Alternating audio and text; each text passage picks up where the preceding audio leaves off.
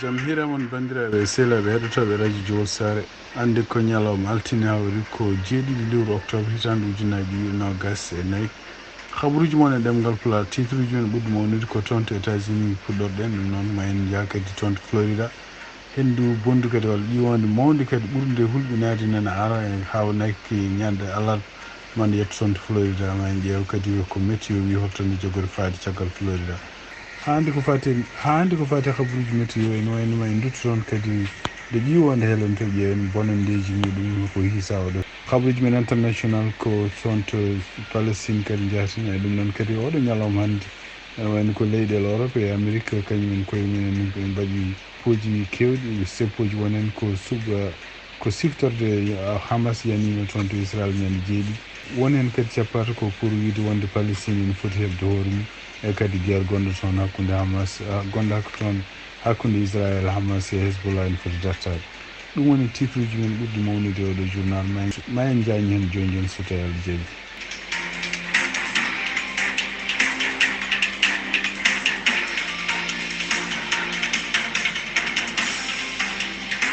bandiraɓe sehlaɓe heɗotoɓe radio Jowol Sare jaam hiire mon en mbimɓe ne gardidi men ndi habaruji men toon to États-Unis ene wayno ko kadi ko fate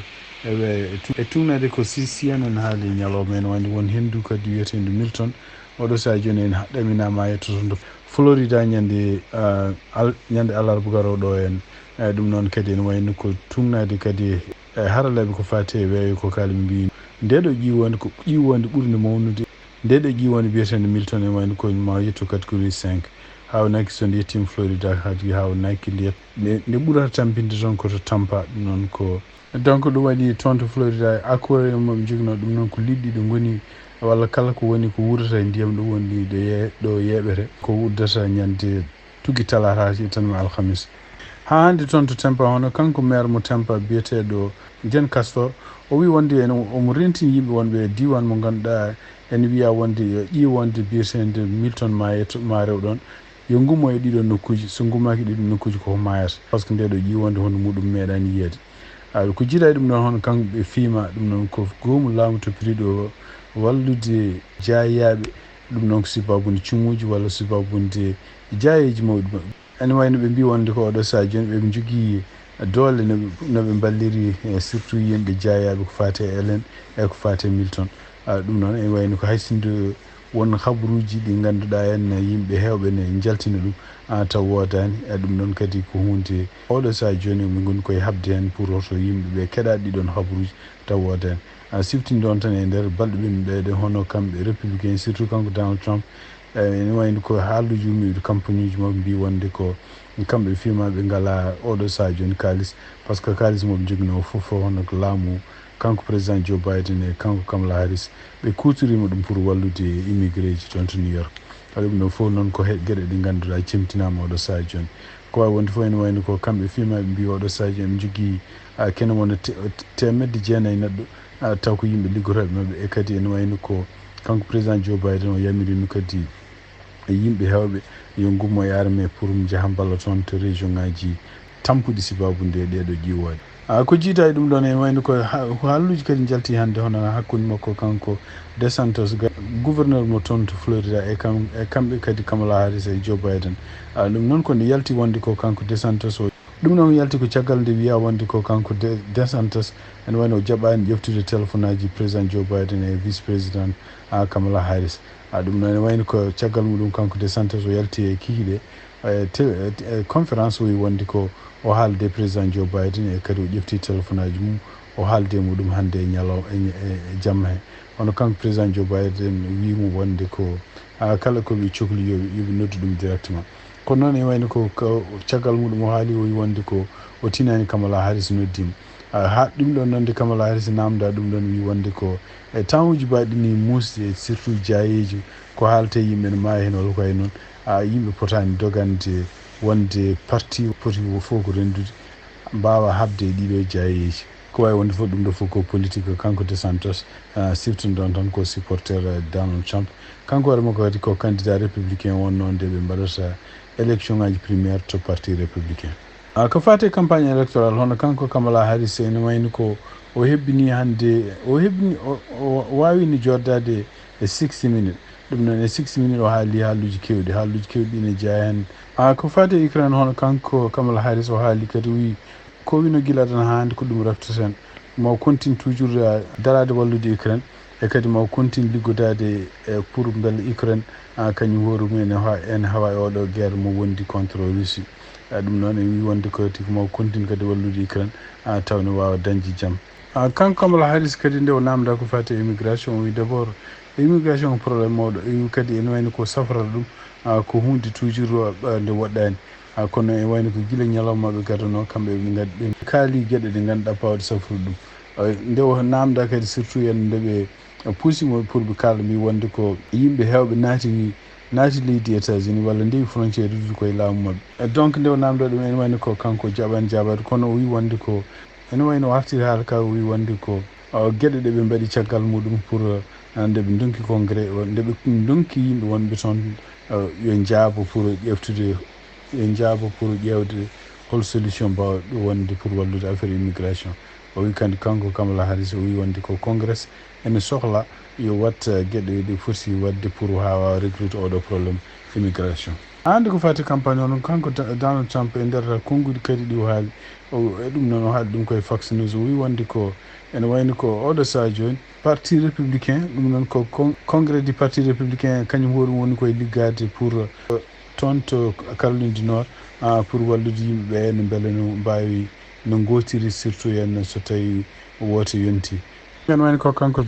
Donald Trump o wi wonde ko si ko biyeteɗo Laura ene wayno ko kañum woni walla gardinaɗo adjoint hono parti républicain congrès parti républicain biyeteɗo Laura ene wayno o wi wonde ko oɗon woni koye liggade hen ɗum noon kadi yimɓe woɗɓe kadi ne liggo hen pour wallude yimɓe ɓe ganduɗa wonɓe région ngaji ɗi o ƴiwonde wiyetene Ellen yanno pour beele ne mbawa wodde so woteji jonti ko wawi wonde foof ene wayno ko toon to Caroline du Nord to e Georgia e Florida on laamuji ɗeɗo leyɗe goni koye liggade pour beele nokkuji ɗi ganduɗa en ɗeɗo ƴiwonde bonni toon foof beele ɗiɗo nokkuji yimɓe wonde toon fof ne mbawa wodde ko jiiɗade ɗum hono kanko Donald Trump o wi wonde komo ɗamini mo dañi résultat ji moƴƴi toon to Caroline du Nord eyyi ɗum no wi par ce que hono laamu président Joe Biden e Harris ene wayno ko jaɓani wallude yimɓe ɗeɗo ƴiwole bonnani ɗumen gueɗe kewɗe ɗum noon kadi ko haaluji ɗi continuer ha hande haalde pour wonde ko mbiyata misinformation ha hande nder jokkodiral hono kanko gouverneur Tim Walz nder jokkodiral ngal wadde CNN o haali o wi wonde ko ene wayno ko Kamala Harris hono ƴeftuɗomo yo won vice président makko haalnimo wimo yo reeno hankkadi ko haaldata yimɓe surtout yen won somo haalda e yimɓe won somo waɗa entretien ji walla mo haala e conférence uji won haaluji ɗi o haalata yo reeno ɗum ɗon ɗum noon ɗum kadi ari ko caggal nde kanko Tim Walz somo nangga laabi tati au moins omo haala gueɗe ɗe ganduɗa en taw wona no woori wona no yaari surtout yen gueɗel garnigel haade makko wonde gouverneur o haalino wi wonde ko pertelaji ɗi o yiiɗi yimɓeɓe natta hutorade ɗum ko pertelaji kanko hoore makko o hutori ɗum guerre taw meeɗani yaade guerre kanko hoore makko walla o haali kadi wi ko sukaɓe o joguiɓe en o dañi ɗumen kanko joom suno makko dañi ɗumen koko wiyete in vitro dañir ɗum kono noon ko gueɗe balloɓe pour heɓe daña ha debbo wona ha debbo wawa jibinde kono noon wona in vitro o haali kadi wi wonde ko kanko hoore makko yihino Hong Kong e nder hitande 1979 ɗum noon ko taw ko seppuji mbaɗi toon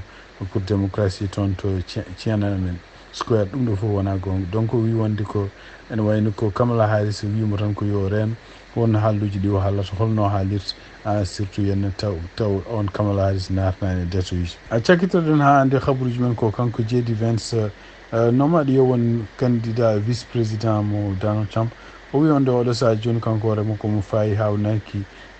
toon to Caroline du Nord surtout yimɓeɓe ma mbasa softude yaade wotoyde sibabunde ɗeɗo ƴiwore jaane mumen ɗum noon ko kanko jeedi Vance haali ɗumen o wi donc ene wayno ko caggal ƴiwonde surtout elende wande ene ma won ujunnaji yimɓe oɗo saha joni koko perdi gonni koye koko cuuni par ce que won yimɓe men mayɓe nokkuji men koko booni walla kañumen koyemen ko gañiɓe ngala hankkadi doole no mbawi safrude koyemen ko wawi wonde fof ene wayno ko tumnade CNN ko haali wi wonde ko yimɓe laamuji local toon to Georgia, Caroline du Nord, Florida ene wayno ko oɗo sahaji goni koye kontinde wawde liggade pour wallude yimɓe ɓe ngannduɗa en oɗo saha joni taw ko wiyeteɓe ko nokkuji to hurricane Helen surtout to boni beele ɓeɗon mbawa dañde kala ko wiyete ko wotirte enen goota ɗum noon kadi mbawa dañde ko fate balle surtout ko fate courant ko fate ndiyam e ko fate téléphone aji service ɗum kadi ko ene wayno ko tumnade CNN ko haali e mbi kadi ene wayno toon to Caroline du Nord en ko toon to Caroline du Nord kadi ene wayno ko bureau ji toppitiɗo ko fate woto toon nanodiri mbi wonde ko kamɓe yimɓe jeeyaɓe toon to nokkuji to Helen bonni to ene wayno ko jamiriɓe kala nokkuji ɗe ɓe gotanno taw koko boni ɓe mbawi to mbawi yaade fof tant que ɓe kolli identification ngaji mabɓe ɓe mbawi wodde ɗum noon ko wawi wonde fof ene wayno ko kanko Donald Trump e kanko JD Vance eɓeɗe continue hande wadde ndeɗo ƴiwonde walla booma walla jayeji ɗeɗo ƴiwole pour probléme uji politique. Habaruji min États-Unis cakkitorɗen ko toon to Washington hono kamɓe Cour suprême mo États-Unis ene wayno ko ɓe calima hande heɗade hono kanko appel mo kanko Elon Musk o wanno ɗum noon ko wallude Trump ko fati caɗele ɗe jogui gueɗe ɗe takka sibabu nde woteji hitande ujunnaji ɗiɗi nogas e nder kayitaji bindeɗe hono kanko Jack Smith procureur spécial o haalino hen o wi wonde ko o waɗino ko mbiyata avide o ñaguinomo permission pour hebde gueɗe ɗe ganduɗa kanko Trump mo hutorno ɗum e Twitter nden ɗum noon ko haalluji makko hakkude makko e yimɓe ɓe ganduɗa wallodiranno surtout e yimɓe o tumda pour peeje waylude e woteji hitande ujunnaji ɗiɗi nogas ɗum noon e wayno ko kanko ɗon haala yehino ha to tribunal uji gonɗi less ene wayno tribunal uji mbi dokkimo kanko Jack Smith gonga caggal nde Trump porti plainte kono e wayno caggal muɗum haala ka nawon Trump ɓenninin ɗum toon to cour suprême mo donc cour suprême mo États-Unis ɗum noon kadi e ballal kanko Elon Musk ko wawi wonde fof ene wayno ko donc ene wayno ko kanko Jack Smith wi wonde ko gueɗe ɗe ganduɗa kala ko Trump hutorno pour e Twitter ne haala ɗum noon e wayno ko ɗum ɗo fof ko gueɗe ɗe ganduɗa kanko Donald Trump o wonno koye enquête ko fate e gueɗe ɗo taka e woteji baɗɗi hitande e nder hitande ujunnaji ɗiɗi e nogas ene wayno ko e onon saaha Twitter kañum hoore mo haalino wi wonde ko Trump gueɗe ɗe takka walla ko hutori Twitter ko ɗum noon foti oppeede ko gueɗe privilège pour sibabunde ko président kono ene wayno ko caggal muɗum kamɓe Twitter ɓe calinoma ni henna rewde ɓe calinoma ɗoftade hono ko tribunal uji kaali ko e kamɓe koye maɓe pawanoma oɗon saaha kene wona $1,500,000 eyyi kono en woni ko caggal muɗum kamɓe Twitter kadi ɓe calaki no fewi ko fate en ne wayno ko kamɓe Twitter ɓe takkaka no fewi ko fate hol est ce que kanko Jack Smith omo foti jogade droit e hebde communication mabɓe mais koɓe wiyolno ko fate en kamɓe koye maɓe potani haltude ɗeɗon gueɗe ɗe ganduɗa Jack Smith no foti enquidde e muɗum donc ɗum waɗi hono kanko Elon Musk ballowo Trump e wiide makko wonde ɗum ɗo fof ko amendement gadon ɗum noon ene wayno ko kanko Donald Trump o fotani haɗede ɗum ɗon ko neɗɗo weela haalde fof ni wawi haalde donc wawi wonde fof cour suprême mo États-Unis kañum salima heɗademo kanko Elon Musk cour suprême salima heɗade oɗo cas pour appel tumnade e rapport jaltuɗo hande ɓe kalani noon holko woni sababu habaruji men international toon to Palestine e tumnade kadi ko Al Jazeera ko haali e oɗo ñalawma hande hono kamɓe Israël ɓe mbari ken wona 97 neɗɗo toon to Gaza e ɗum noon kadi ɓene continue bombardude toon to Liban ɗum noon kadi ene wayno kadi ko e ñalawma biyaɗo wonde ko oɗo woni ñalawma battuɗi hitande nde wiya wonde ko Hamas yanino mabɓe toon kamɓe Israël e de guerre o fuɗɗinde e tumnade kadi ko Al Jazeera haali wi wonde ko tuggi tan guerre o ko fuɗɗi ko tuggi tan ñande 7 octobre ha oɗon ñalawma hande kene won temedere yimɓe jeetoto ko palestinaɓe journaliste uji eɓene nanggui ɗumen ɗum noon e tuggi kadi ko ene wayno ha hande tumnade kadi koɓe kaali ene wayno ko kamɓe Hezbollah eɓene continue ha hande doole ɗeɓe jogui habtade Israël naɓe kamɓe palestinaɓe koɓe kala ne wayno ko Israël woni koye mumtude oɗo saaha joni Gaza e ɗum noon kadi ne wayno ko kanko Benjamin Netanyahu e nder konngudi ɗi o haali on wayni ko wi wonde ko so tawi gaza palestine woni sa jogorto hoore muɗum tan ko waɗa toon yimɓe ɓe ngannduɗa laamotoɓe taw ɓeeɗon kona yimɓe jeeyaɓe kala mouvement mo ngannduɗa palestinaɓe ene kalga indi mumen joni ko wayno hamas en ala ko wayno fata en ko wawi wonde fof ene wayni ko yimɓe nations unis ko ɓuuri hewde leyɗele goni gooti jooɗo sa joni ko yo guerre o dartu non seulement yo guerre o dartu mais kadi ko palestine yo rokke hattan yo rokke droit muɗum o jogo leydi muɗum ko jiiɗa ɗum hannde ñalawma woni ñalawma mo mbiyata woni hitande ko kamɓe hamas ɓe janno toon to israël e tungnaade kadi ko hollete seppoji e aduna e fof ɗum noon ko julɓe e juif en fof surtout toon to new york ne wayno ko goytotoɗo sa joni ko yo guerre o dartu e kadi ene wayno ko kala nanggaɓe toon to taw koye hamas nanggui ɗumen e israël naɓe yo gartir e kala kadi yimɓe ɓe ngannduɗa palestinaɓe sokaɓe yo goppa donc ɗum woni ko haalte o kono ene wayno ko guerre o ko dartini ɗum ene wayno ko dartini ɗum ko ene ɗiɗon ko condition ngaji kanko benjamin netanyahu o jaɓani haalde haala muɗum hollama noon e ñalawma he hono yimɓe ɓe ngannduɗa kolleji men hande nangga toon taw ko yimɓe ɓe mbiyata otage uji kañumen koyemen en jaltini mbiya wonde ko kanko e benjamin netanyahu ene wayno de ko ɗum ɗon wona e priorité ji makko pour wonde yimɓe nanggaɓe ɓe yo garta walla guerre yo darta ɗum noon ko priorité ji makko ene wayno ko priorité ji personnel wawi wonde fof ene wayno ko seppoji ɗi ene waɗi façon ngaji kewɗi ɗum waɗi seppoji taw ko yimɓe tan supportuɓe ko fate israël ene waɗi seppoji kadi ko yimɓe supportuɓe ko fate palestine ene waɗi seppoji kadi ko kamɓe fof ndendi eɓe jogui konngol gotol pour wiide laamu israël ngu yo dartin guerre o e kadi yo jaam artu toon to palestine bandiraɓe sehlaɓe heɗotoɓe radio Jowol Sar ko ɗi kabaruji min jogon noon hannde oɗo ñalawma altine 7 lewru octobre hitande 2024 yon mbaalo jaam ha janggo kadi so tawi Allah jaaɓi on jarama.